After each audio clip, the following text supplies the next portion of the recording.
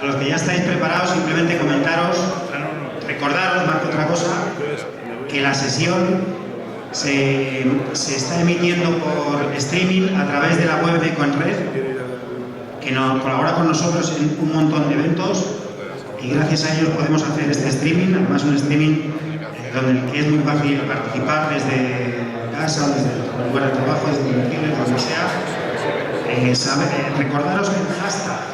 Recordaros que el hashtag de la sesión, por si queréis tuitear algo, es Big Data. A través de Big Data podéis hacer preguntas, dudas, resolver dudas, comentarios, sugerencias, lo que queráis. Va a seguir activo después de la sesión, por si os surge algo después. La sesión queda grabada y podréis verla con posterioridad también a través de la web de Conred. No la web de la Catedral de la Innovación, sino a través de la web de Conred.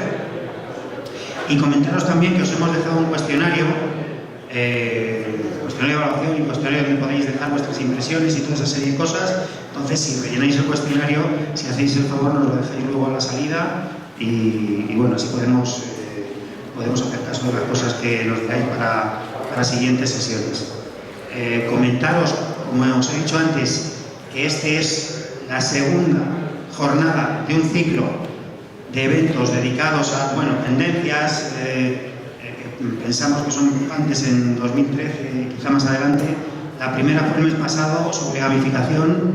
Hoy estamos desarrollando esta sobre Big Data, que probablemente tenga una continuación con otra orientación diferente después del verano.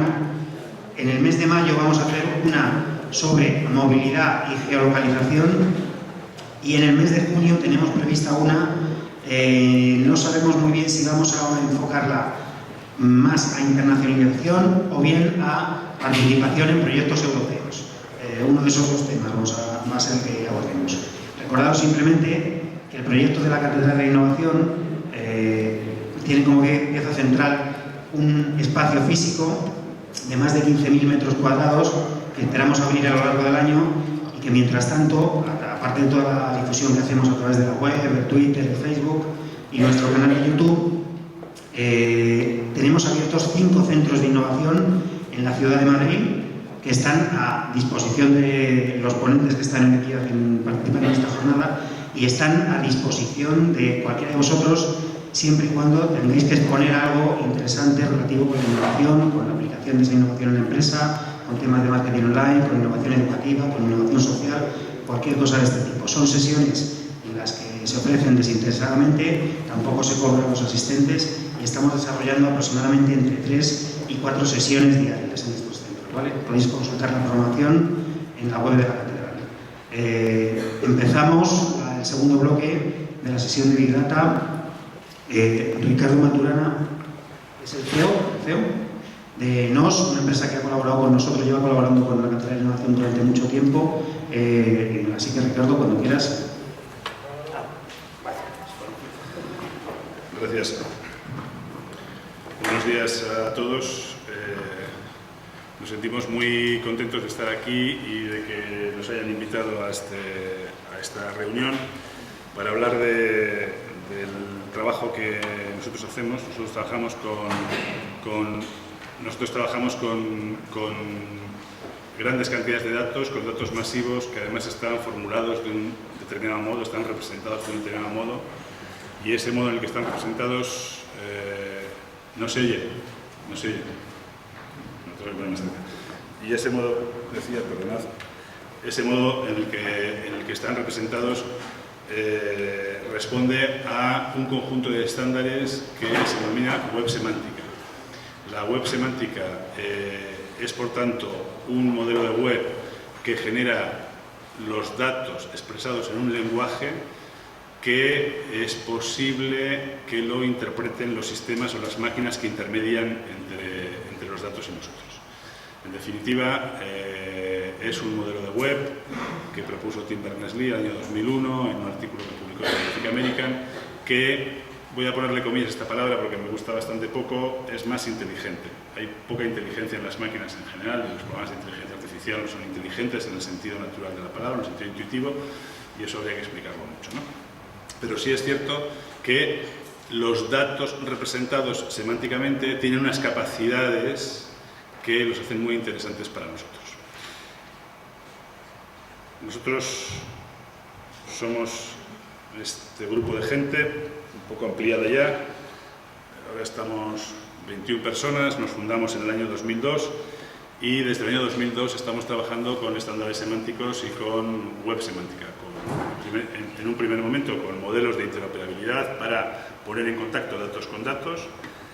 Los datos ya sabéis que básicamente los hemos ido generando y asilando, es decir, depositando en silos que estaban muy débilmente comunicados y que además muchas veces, aunque el lenguaje de programación de la SQL estaban sobre plataformas propietarias que no se entendían.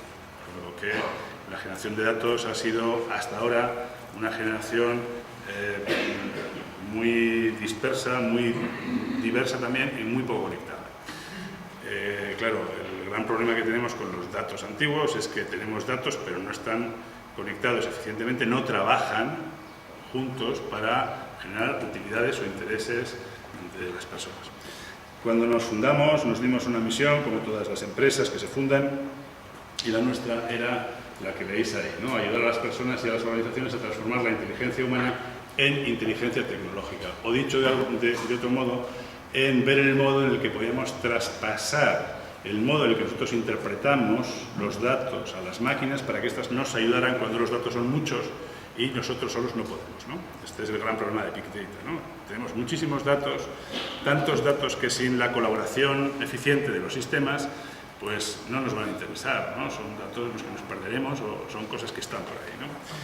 Y el marco en el que creíamos que eso se podía realizar era el marco de la web 3.0, una web que fuera social y semántica. Y voy a decir por qué social y semántica. Yo creo que el gran negocio de los datos, y antes lo ha dicho una de las personas que me han antecedido en el uso de la palabra, es el gran negocio de los datos está en la generación de datos. Los datos que tenemos, los datos históricos, son una cantidad muy pequeña de datos con relación a los datos del futuro inmediato. No del futuro lejano, sino del futuro inmediato. Y ahora os daré algún dato sobre esto. Entonces, claro, aquí hay un juego que puede ser interesante y que puede dar oportunidades a distintos jugadores o a jugadores alternativos a los que conocemos. La potencia instalada en las empresas es muy grande, los datos en las empresas son muy importantes y, en general, pues grandes actores como IBM, Fujitsu, etcétera, los tienen alojados en sus sistemas. Por tanto, son empresas que parten ya de un conjunto de datos importantes instalados, pero representan una cantidad relativamente pequeña de datos comparados con otros datos que se están generando actualmente, por ejemplo, los que están generando en redes sociales o en otro tipo de conversaciones, o los que se están empezando a generar en las empresas en los sistemas de social business que se están instalando, ¿no? Que emulan el modo en que nos comportamos socialmente y que permiten que las personas que pertenecen a un grupo trabajen de una manera diferente, más colaborativa, etc. Esto va a cambiar bastante, yo creo, que los modelos de juego y las reglas de juego, perdón, y los modelos de explotación de los datos. Esta es un poco nuestra historia. Nosotros en 2011, voy a ir muy rápido, ¿no?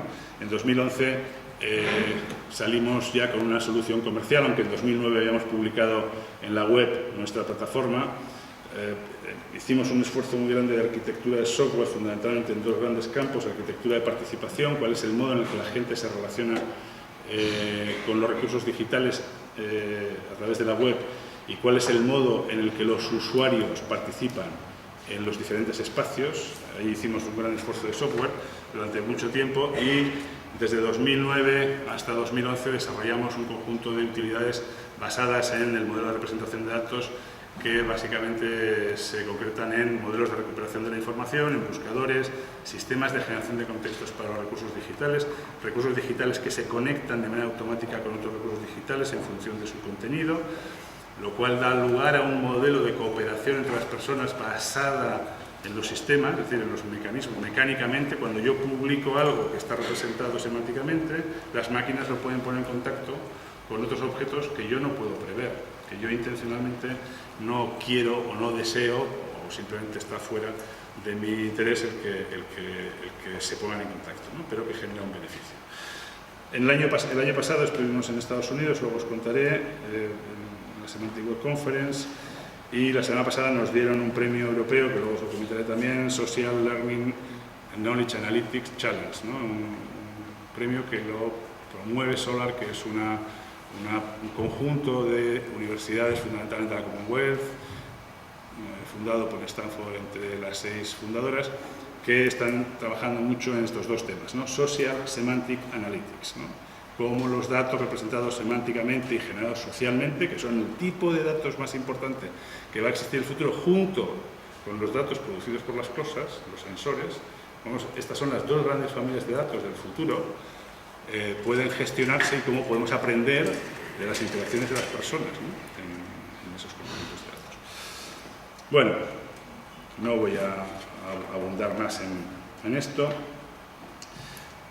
Tampoco mucho en esto porque ya se ha dicho suficientemente, pero quería dar un dato sobre la cantidad de datos que generamos las personas cuando interactuamos entre nosotros utilizando medios digitales y fundamentalmente redes sociales, que ya están al alcance en todas partes. Las tenemos en el teléfono, las tenemos en la tableta, están en el ordenador, ¿no?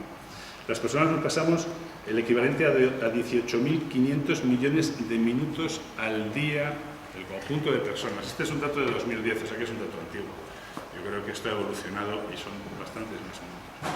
Pero es el equivalente a unos 35.000 años cada día interaccionando entre nosotros. Estos eran datos de 2010.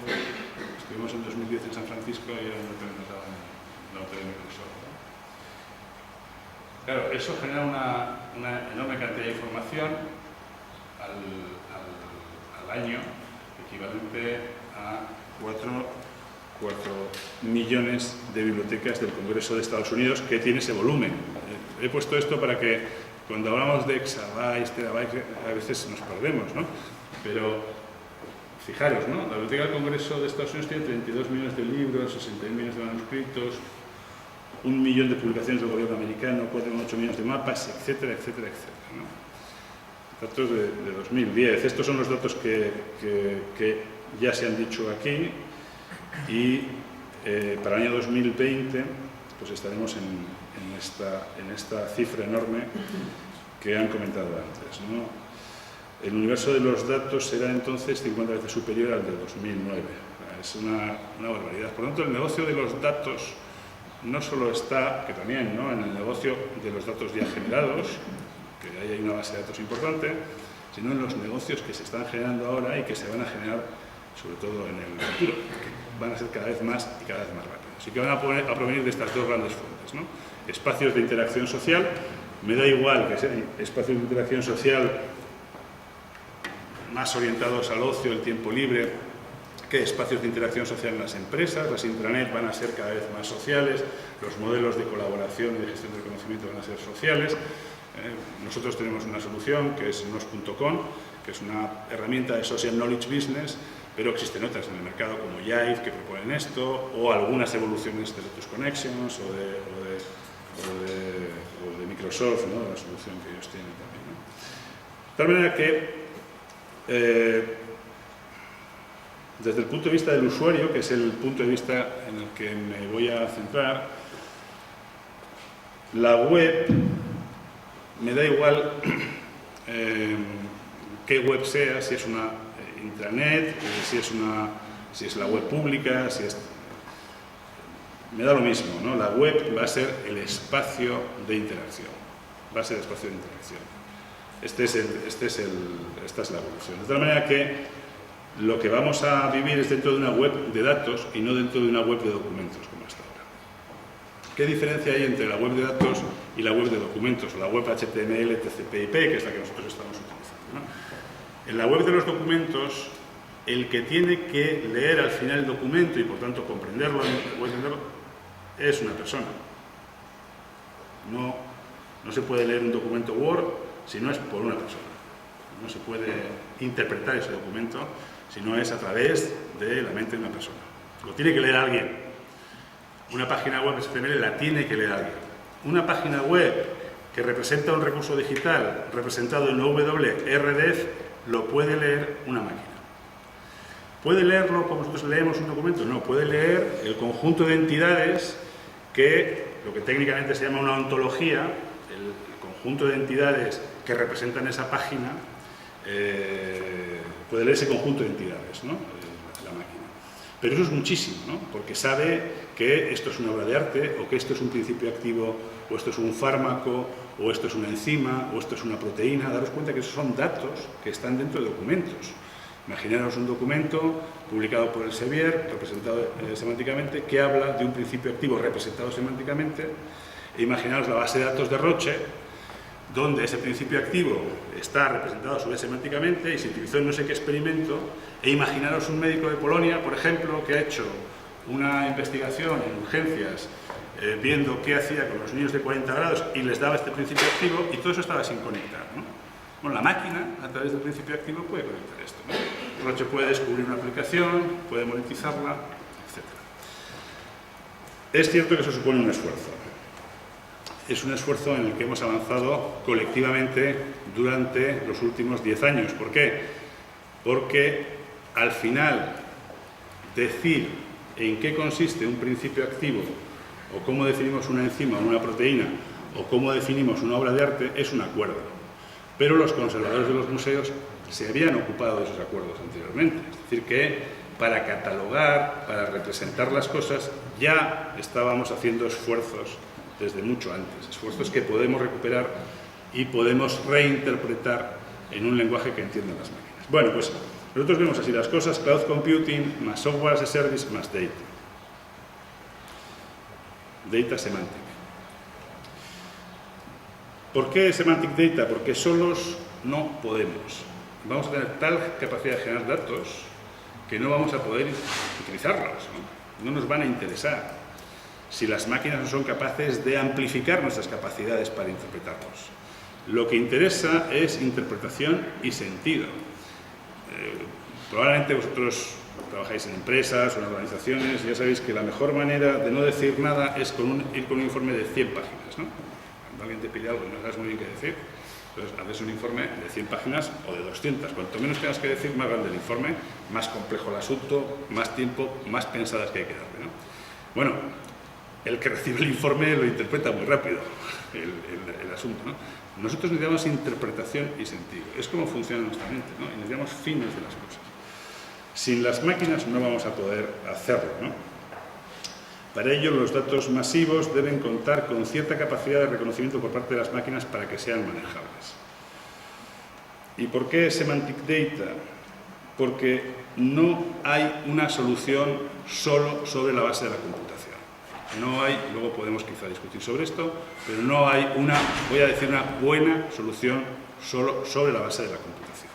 Y ojo, Semantic Data necesita más computación o datos estructurados.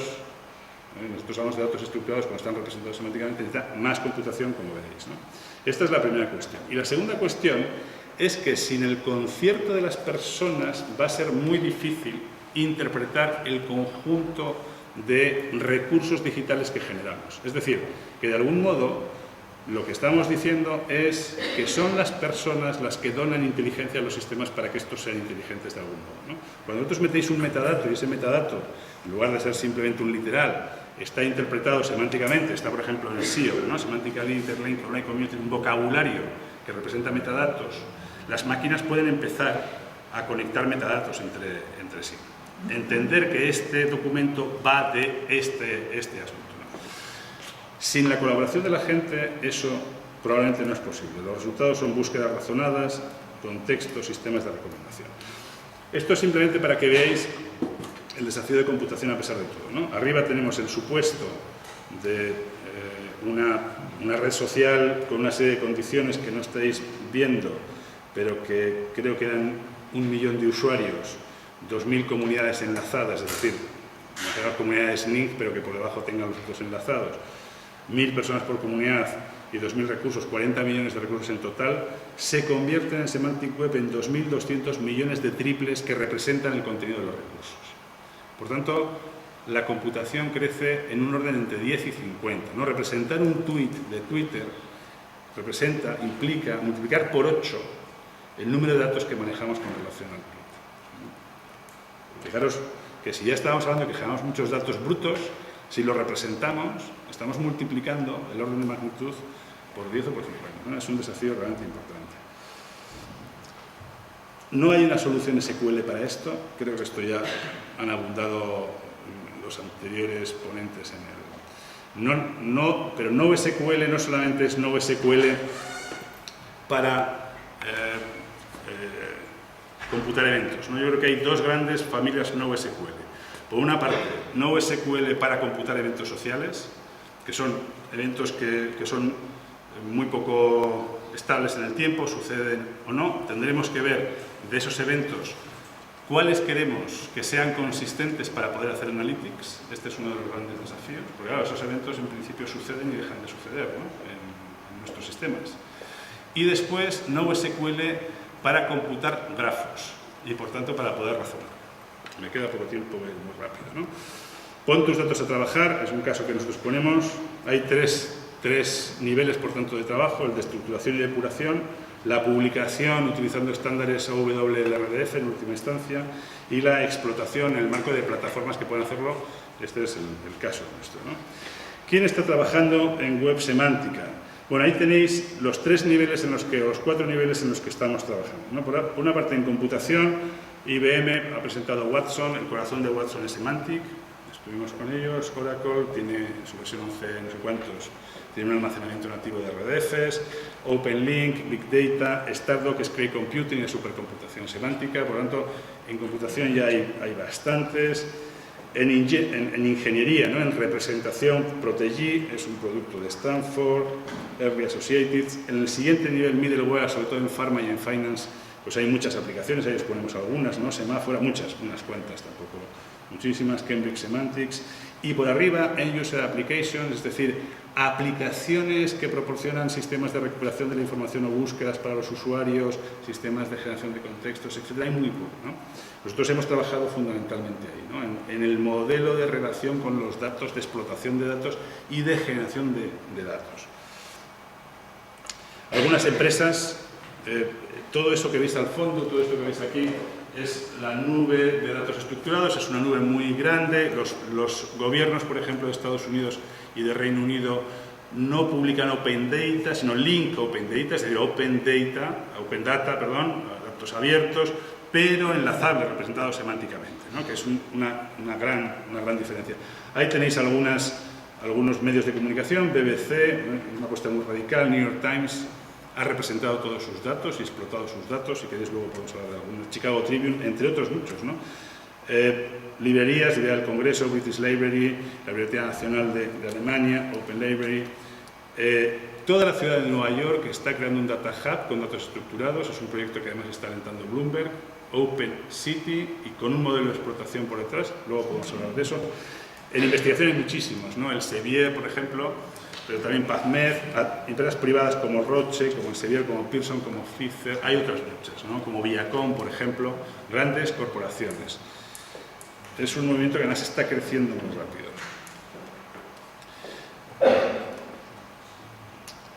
Os lo he dicho ya, los datos van a venir de estos dos espacios, Internet de las Cosas y la Social Semantic Web, tanto cuando sea profesional y esté cerrada como cuando sea open. Y voy al último concepto, porque se hablaba antes. Semantic Life es la vida representada en nuestros sistemas, que es lo que estamos haciendo cada vez que pulsamos teclas, pero además representada semánticamente. Esto es probablemente lo que llega con plataformas que incorporen computing, SaaS, espacio social para el trabajo, etc., ¿no?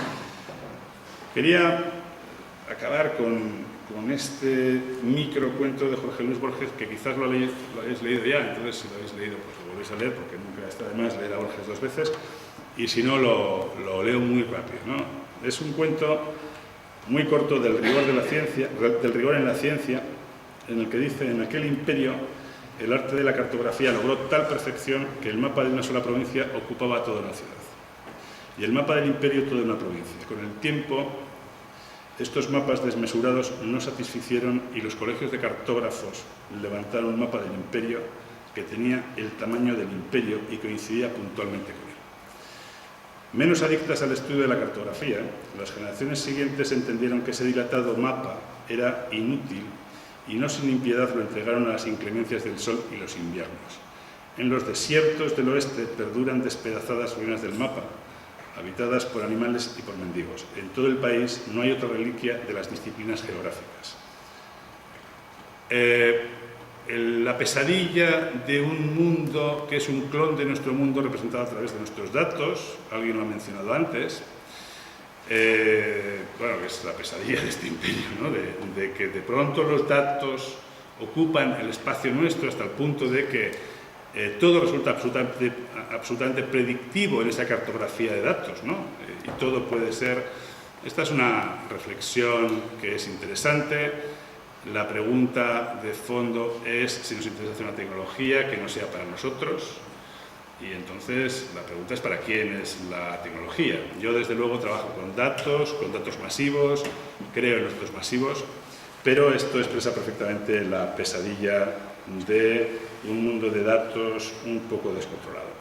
Bueno, aquí tenéis algunas de las empresas en las que nosotros trabajamos, y quería simplemente acabar, a ver si...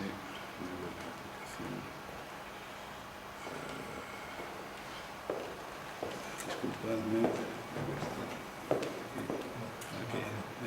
Bueno, esto... Pero es que si no, no van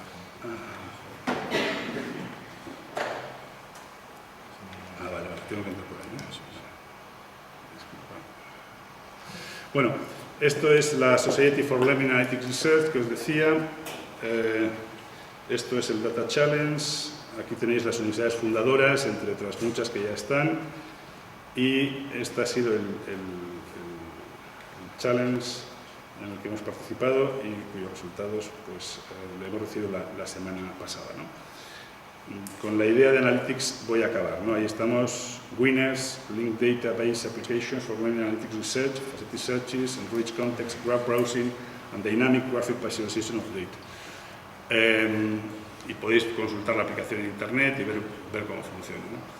La idea fundamental que trato de transmitiros es que el Analytics sobre datos estructurados, sobre datos semánticos, va a ser una de las disciplinas de más negocio, que va a afectar siempre que los datos estén estructurados. Imaginaos que el catálogo de IKEA estuviera estructurado. Además de estar controlando las interacciones de los usuarios sobre el catálogo, tendríamos una representación semántica del interés que expresa la persona sobre esas cosas, de manera que nuestra oferta puede ser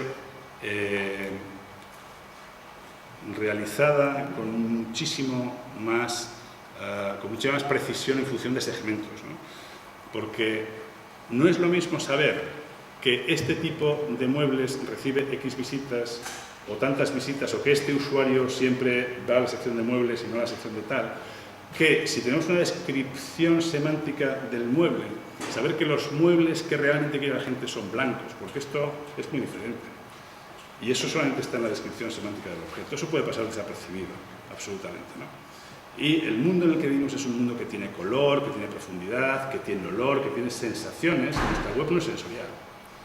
O sea que la web que trabaja con datos brutos es una web que todavía realiza muchas inferencias sobre el comportamiento de las personas y es muy poco cognitiva en el fondo, ¿no? Una web que trabaja con datos estructurados, con una representación fina de los objetos que maneja, y por tanto una representación que incluye significado, permite acertar mucho más sobre lo que está ocurriendo. Esta es una de las diferencias, yo creo que fundamentales entre un tipo de web y otro. Y por otro lado, una web de datos no estructurados, y por no estructurados nosotros entramos no estructurados semánticamente, yo creo que va a presentar profundas fallas en los modos de interpretación. Si yo entro a una gran empresa como Indra, ¿no? 40.000 tíos, ¿no? Y soy un becario, y me ponen a hacer algo sobre una subestación en el metro de Medellín para no sé qué, no sé cuántos, me gustaría que la máquina me diga qué otros proyectos ha hecho Indra parecidos, a los que yo pueda tener acceso, ¿no? Y qué personas son las que están trabajando en ese tipo de competencias, y que me lo diga como contexto de mi propio trabajo, para que pueda moverme en ese grafo social. Y no tenga que estar aprendiendo solo, vamos a seguir aprendiendo así, preguntando, sino viendo quién es el que ha hecho y el que no ha hecho. Bueno, agradezco muchísimo vuestra atención, me he pasado 5 minutos, gracias, un placer.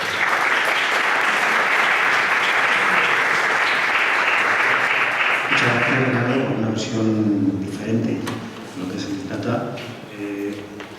Ahora es el turno Javier Arribas, Marketing Manager de Marco, presentación de Moviberry, Big Data en el canal móvil. Así que Javier, cuando esté preparado, empezamos.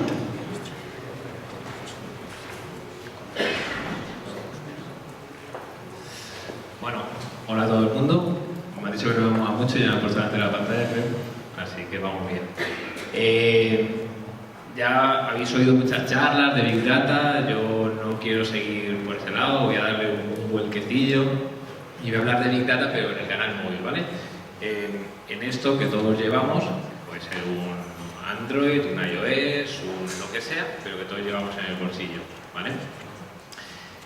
Antes de nada, presentarme, ¿vale? Porque como no trabajo ni en Intel, ni en Indra, ni en ninguno de estos, no sabéis quiénes somos, ¿no? Entonces, ¿quién es Moviberry? Moviberry es un desarrollador de aplicaciones móviles aquí en España, nació hace 5 años ya. Dentro de Moviberry, yo lo que llevo es un producto que se llama Malcolm, que sirve para la gestión de las aplicaciones móviles, para mantener relaciones con esos clientes móviles, que ya somos todos, ¿no? Para empezar, la era post-PC, lo que llamó Steve Jobs la era post-PC, ¿vale? ¿Qué es esto? Pues lo que veis en redondo, en el círculo rojo, que los smartphones y las tablets ya han superado a los ordenadores de sobremesa, ¿vale? Hay otro estudio por ahí que ha salido hace poco, que este año también superarán los smartphones a los habitantes del mundo, ¿no? Pues bueno, da un poco el mundo donde nos movemos, ¿no? Lo que os decía antes, lo que tenemos en el bolsillo y lo que supone. Y la forma de relacionarnos también, la forma de relacionarnos entre unos y otros, a través de estos terminales, porque ocurren cosas como esta, ¿vale? Solo han pasado 8 años y ¿cuál es la diferencia, no? Se ve claramente. El tener el smartphone en el bolsillo nos permite en cualquier momento captar lo que está pasando, compartirlo, tuitearlo, mandarlo a Facebook, colgar un vídeo en Vine, lo que sea, ¿vale? Pero nuestra forma de relacionarnos entre nosotros ha cambiado totalmente, ¿vale? Y claro, los datos que se generan a través de los smartphones, esta gráfica solo es de smartphone, ¿vale? Es la bomba. Ahí habla de exabytes. Eso es mucho, seguramente, ¿vale? Yo no sé cuánto es realmente porque se nos escapa. Lo único que veo es que de un año a otro siempre se está duplicando, ¿vale? Este ha sido el salto más grande, pero veis que de un año a otro siempre se duplica. Y eso va a ir por ahí, va a seguir yendo por ahí, por lo que veíamos en la primera gráfica. El número de smartphones, el número de tablet, el número de dispositivos conectados va a seguir aumentando continuamente, ¿vale? Y además, si tenemos en cuenta esto, es lo que ya se ha hablado muchas veces aquí de los sensores, ¿no? O el Internet de las cosas, eso de meterle un chip al sofá de Ikea, que hablaba el anterior compañero, a las zapatillas que yo utilizo para salir a correr, a todo para que mande información y podamos tener trazado todo, ¿vale? Se hablaba en este estudio de Verizon que para 2016 habrá 19 billones de cosas inteligentes conectadas. Con todo lo que eso da de información, ¿no? Oye, pues como aparece ahí, se pierde el perro, siempre voy a saber dónde está el animal, puedo hacer cosas como controlar el termostato de mi casa, persianas, etcétera, ¿vale? Eso sigue generando muchísima información y va a seguir así. Y parte de esto, ¿vale? Para que veáis un poco, poneros antecedentes, cómo se ve el uso de los dispositivos. Esto es un estudio de Flurry, que para que le guste la movilidad es un blog bastante interesante. El año pasado ya el uso en minutos de las aplicaciones móviles respecto a la web lo superó, ¿vale? Y ya este año, en diciembre del 2012, se ve que a nivel de televisión ya tampoco está tan lejos las aplicaciones. Entonces, creo que es muy normal pensar que en 1 año, 2 años, utilicemos mucho más los terminales que las televisiones, ¿no? Es más, seguro que más de uno aquí, cuando vemos la televisión, estamos con el móvil en la mano, tuiteando o viendo lo que está pasando en el correo o lo que sea, ¿no? Y como comentaba, ¿cómo utilizamos los smartphones? Normalmente a través de las aplicaciones, ¿vale? Es más, supuestamente el 80% del tiempo que utilizo el terminal, ya sea smartphone, ya sea tablet, ¿vale? Se utiliza a través de aplicaciones, esas pequeñas programas que se inventaron hace 5 años o 4 años la gente de Apple y que viven un boom ahora mismo, totalmente, ¿vale? Con el número de aplicaciones que tenéis instalados todos en los terminales y demás. Esa es la forma que tenemos de utilizarlo. Como dato, pues bueno, 3 de las principales redes sociales que existen, su tráfico mensual de usuarios activos, el 60% con Twitter, 56% por Facebook y 40% prevén el año que viene LinkedIn, viene a través del móvil. Se habla todo el rato de que se recupera mucha información de los usuarios, de sensores, de todo, pero ¿cuál es la calidad de esa información? Esta slide no se ve muy bien porque la letra se ha quedado por detrás. La calidad de esa información. Yo desde una aplicación, desde un smartphone, puedo recuperar, oye, qué tipo de terminal está utilizando ese usuario, cuándo se ha conectado su usuario, desde qué punto geográfico se ha conectado su usuario, qué gustos tienes dentro de la aplicación, cómo utilizas la aplicación, lo utilizamos por la mañana, por la tarde. Eso es lo que se llaman los contextos, ¿no? También, antes teníamos 2 contextos muy claros, que era trabajo y casa, donde teníamos los ordenadores. Ahora esos contextos se han multiplicado, ¿vale? Puedo estar en el sofá de mi casa con el móvil, puedo camino de la oficina en el autobús y utilizar el smartphone para subir una foto, etcétera, ¿vale? Esa calidad de información también es bastante relevante, porque te puede permitir explotar la información de manera totalmente distinta. Y al final, con todo esto, ¿en qué nos estamos convirtiendo? Pues en una cosa que dijo el CEO de la CIA, ¿vale? para el juego, que es que la gente se está convirtiendo en sensores humanos, ¿vale? Y es verdad. Que por cierto la CIA está llegando a un acuerdo o ha llegado a un acuerdo con Amazon para montar su propia red en cloud, porque quiere almacenar todos los datos, ha dicho. Esto no es por asustar, pero es así, ¿vale?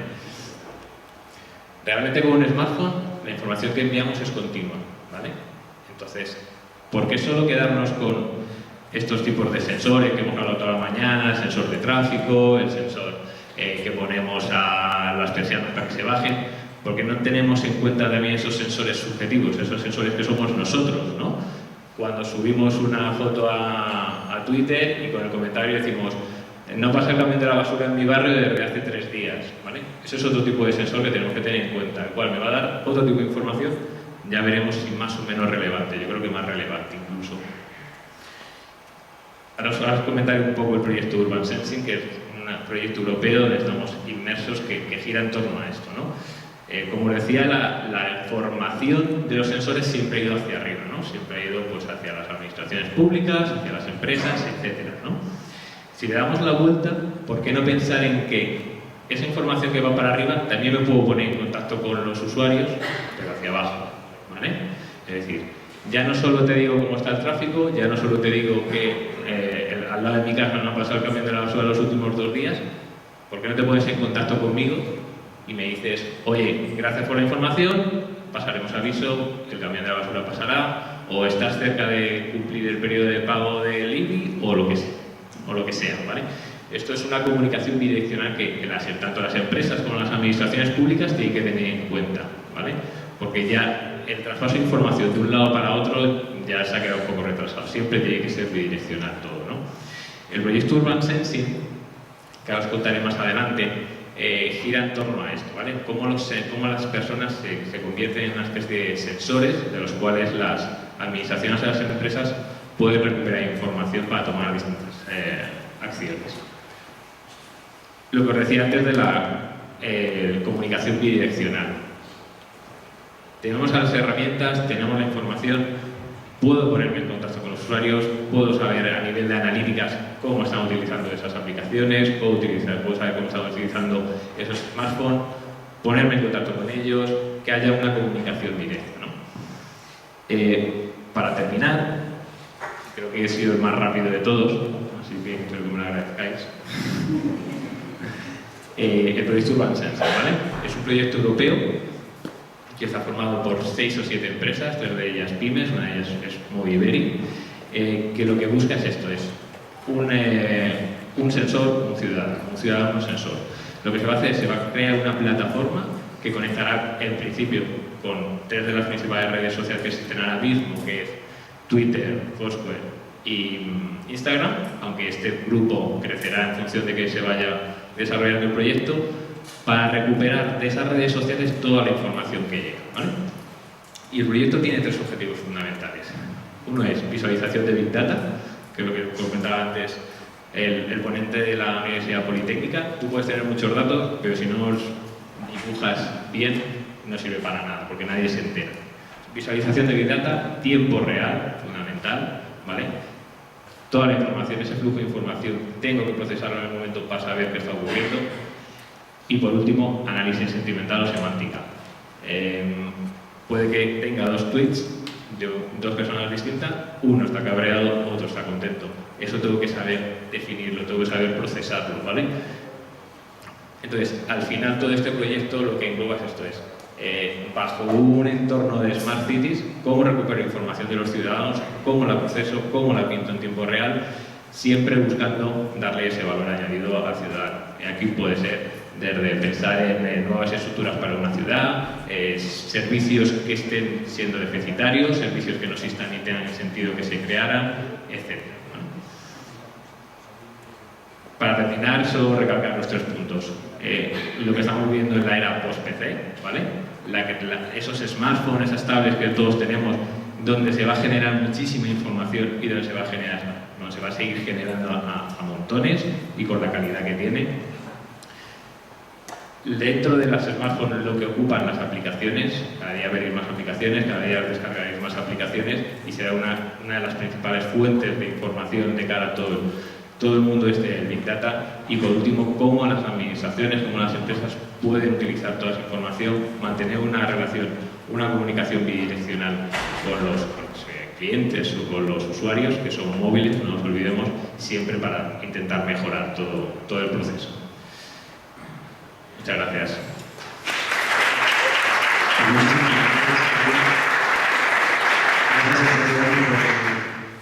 Pero también por no haberte dejado ninguna cosa en el tintero. Creo que es otra vuelta de tuerca, otra visión diferente al tema. Ahora es el turno de Juanma Aramburu, director general de Viva. Nos va a hablar sobre las ventajas competitivas a través de los datos de su aplicación GeoPayments. Así que, Juanma, cuando quieras. Bueno, buenos días, buenas tardes a todos. Yo creo que voy a intentar batir a mi colega de Moviberi en rapidez, porque bueno, yo creo que es bueno que voy a ir concretando y se ha hablado mucho durante el día de hoy de muchísimas cosas, ¿no? Entonces, solo presentarme y presentar mi compañía. Viva es una compañía 100% del grupo BBVA. Realizamos proyectos llave en mano de desarrollo basado en tecnologías innovadoras. Diseñamos, desarrollamos y mantenemos software a medida. Y trabajamos sobre plataformas cloud computing, proporcionando servicios pues no solamente a empresas del grupo BBVA, sino también a múltiples empresas fuera del grupo, empresas privadas y entidades públicas. En ese sentido, pues bueno, somos Advanced Consulting Partner de Amazon y hoy os quiero hablar un poquito de hace unos años cómo entramos en este asunto de Big Data y Cloud Computing, porque se ha hablado mucho aquí de qué pasa con las pymes, cómo se meten en estos temas, tienen que hacer mucha inversión, etcétera, y yo creo que es bueno desmitificar esto y ver cómo realmente con estas tecnologías probar e incluso fracasar rápidamente, que es lo interesante cuando se fracasa rápidamente y a otras cosas es posible, ¿no?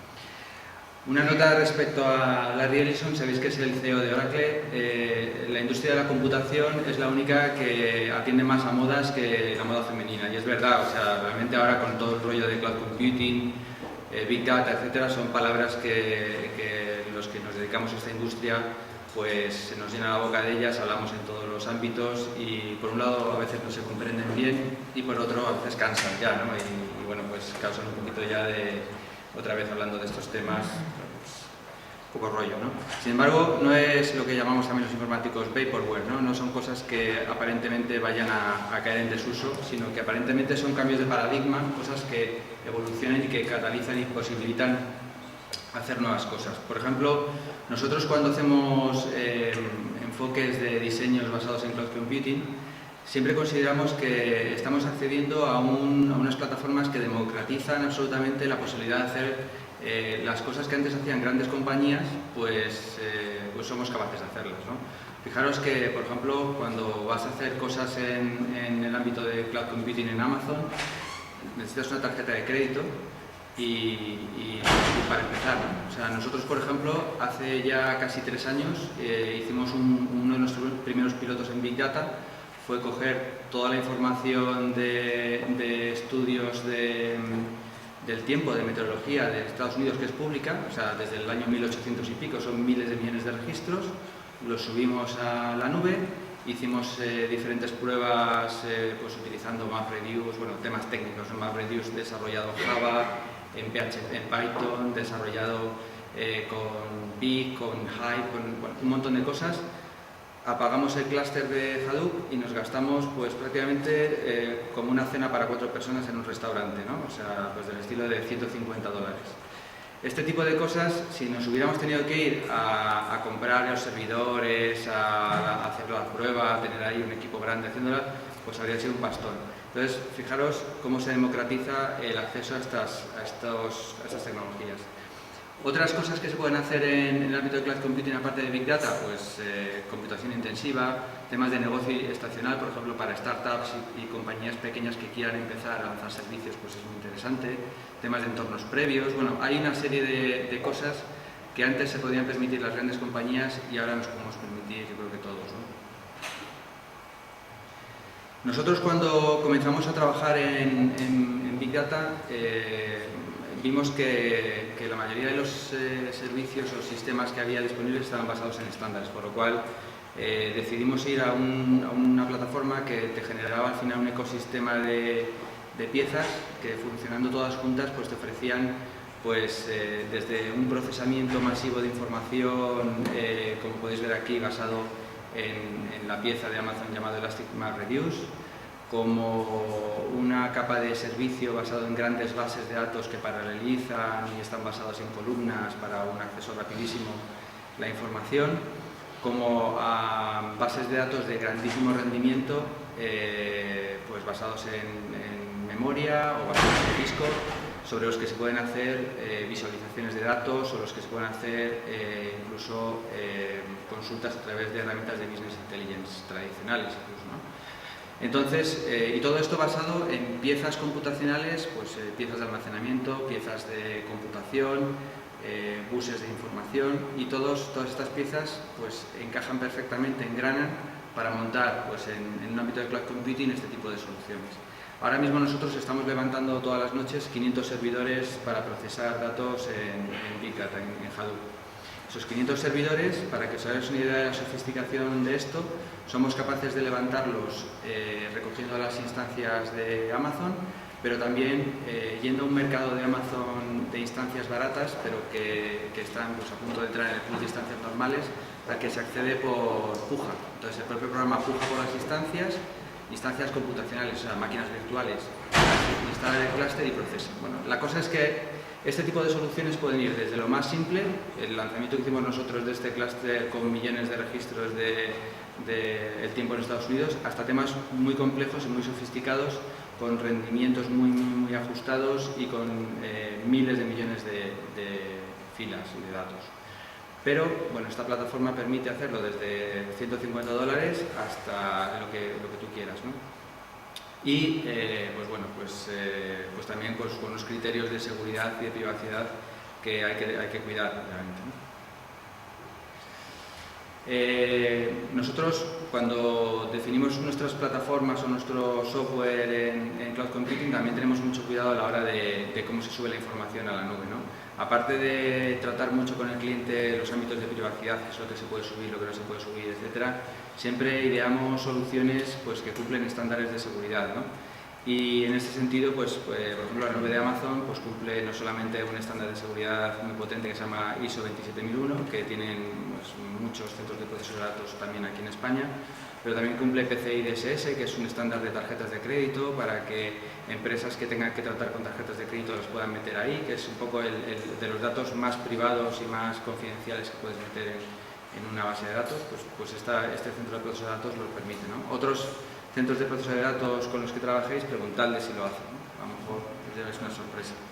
En todo caso, nuestros diseños permiten subir a la nube la información para luego poder ser procesada y subirla pues tanto desde procesos que están ejecutándose y que están subiendo continuamente la información, como desde entornos que pues, ya tienen la información en backups o la han acumulado en tu centro de proceso de datos. Se ha hablado mucho de cuáles son los modelos de negocio, los modelos de uso de Big Data. Aquí he puesto unos cuantos. Yo creo que se ha hablado prácticamente de todos, del ámbito de los sensores, del ámbito del fraude de riesgos, de scoring de riesgos. También se está utilizando mucho en el ámbito de referenciación de información para enriquecer la información de la que se dispone. Segmentación de clientes. Bueno, la verdad es que la cantidad de cosas que se puede hacer con la información una vez la tienes y eres capaz de procesar grandes cantidades de información y de manera rápida es diferencial. Hay un estudio que dice que empresas que estén ahora mismo introduciéndose en el ámbito de Big Data van a ser competitivamente, van a ser mucho más competitivas en el 2015 en todos los ámbitos financieros, pues superando un 20% al resto de compañías, ¿no? en todos los ámbitos financieros, ingresos, rentabilidad, etc. Esto yo creo que, bueno, pues al final es como cualquier otro informe que lees de que va a ser el futuro, pero que sí que hay muchísima gente hablando de ello. Hay tecnología que ahora mismo sí que está ya disponible para que cualquiera que quiera, pues en guardia de cena ese día